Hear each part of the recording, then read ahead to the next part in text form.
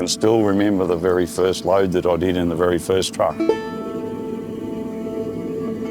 I bought a truck and a trailer, didn't have any dough, and headed off and went and started carting grain in central New South Wales for some farmers at harvest.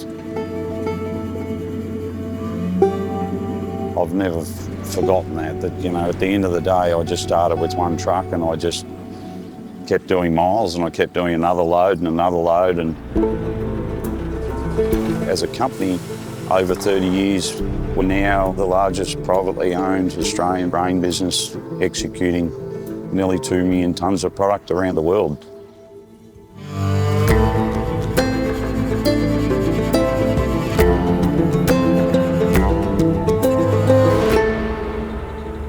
Back in 2010, the Australian wheat board was deregulated, so it gave us more access to more customers and more volume.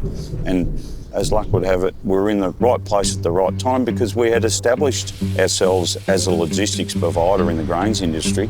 But it was very challenging post-deregulation because everyone came to Australia and felt that there was a dollar to be made, and things were very tough until probably 2016 or 17, when we actually decided to start loading big ships, bulk ships.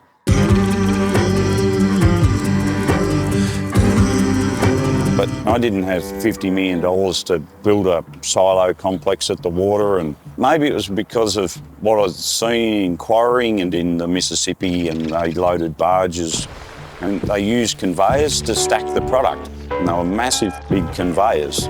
And so I started looking at how could we drive trucks over big belts and load ships. And we started this process of loading over the side of ships, feeding the conveyor truck by truck with mobile bulk loading.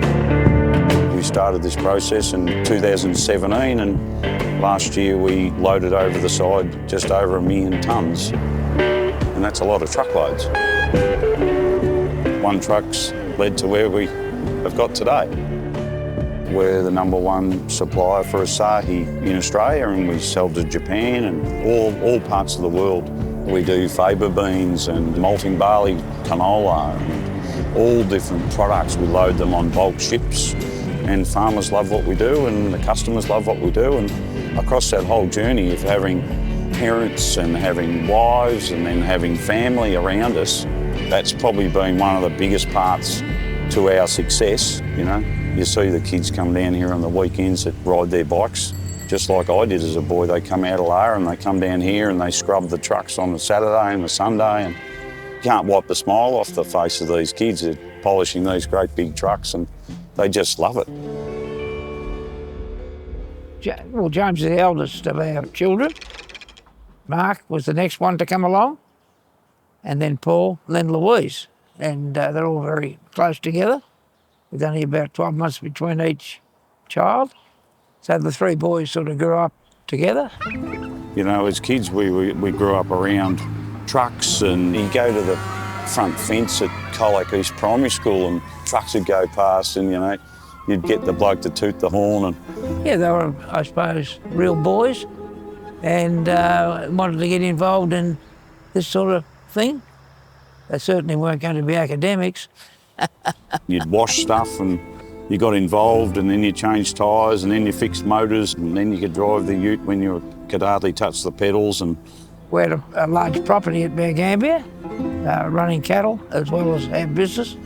And the boys, I used to pick them up at boarding school, and they'd come and give me a hand on the property some weekends. I think the first year I drove a harvester, I was 11 years old, and I just enjoyed all that hands-on stuff. And from that time on, I just loved agriculture, harvesting, the dust, long days, tear around the countryside. I went jackarooing in northern Australia and mustering cattle and wool classing. I was a wool classer.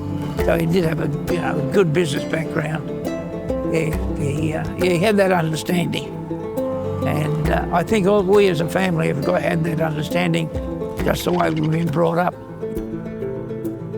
That's why we use the name, because we feel it's a strong name. We feel it's got a lot of loyalty. We get a lot of loyalty from employees, from customers, We're trusted in what we do. We say what we're going to do, and we try and be the best at what we do every day. And so legacy's about leaving the place better than you found it.